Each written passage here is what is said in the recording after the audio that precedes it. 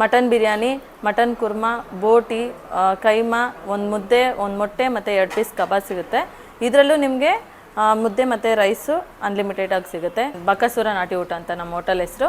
2 years ಆಯಿತು ಇದು start ಆಗಿ. ನಮ್ಮಲ್ಲಿ 18 ವೆರೈಟೀಸ್ ಆಫ್ ಕಾಂಬೋ ಸಿಗುತ್ತೆ.